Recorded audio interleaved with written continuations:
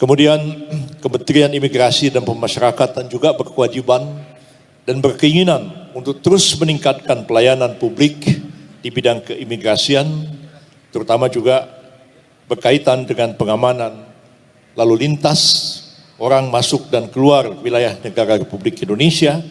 dan khususnya juga terkait dengan pengamatan di daerah-daerah perbatasan. Dalam upaya membangun hukum nasional di bidang hukum pidana, kita menyadari hanya tinggal setahun lagi dari sekarang kita akan menerapkan Kitab Undang-Undang Hukum Pidana Nasional yang baru, mengganti hukum kolonial yang sampai hari ini masih kita laksanakan, walaupun cukup banyak ya peraturan perundang-undangan di bidang hukum pidana yang kita ciptakan sendiri setelah kita merdeka, tapi keberadaan KUHP nasional yang baru ini memberikan harapan baru di mana kita membangun sistem hukum pidana yang berasaskan kepada prinsip-prinsip hukum yang dianut oleh masyarakat kita sendiri, baik berasaskan kepada hukum adat,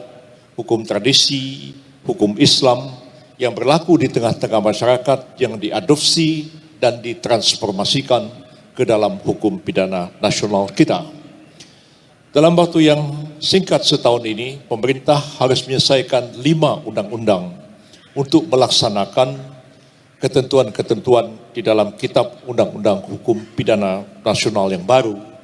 yang penekanannya sanksi pidana tidak lagi pada pembalasan, penjeraan seperti yang kita kenal dalam sistem hukum kolonial, tapi lebih mengedepankan restoratif justice, lebih menekankan kepada keadilan restoratif yang berintikan kepada pemulihan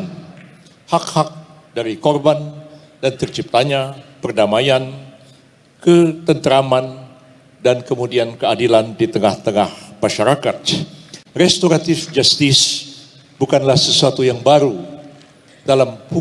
perkembangan hukum masyarakat kita, karena hukum adat dan hukum Islam mengedepankan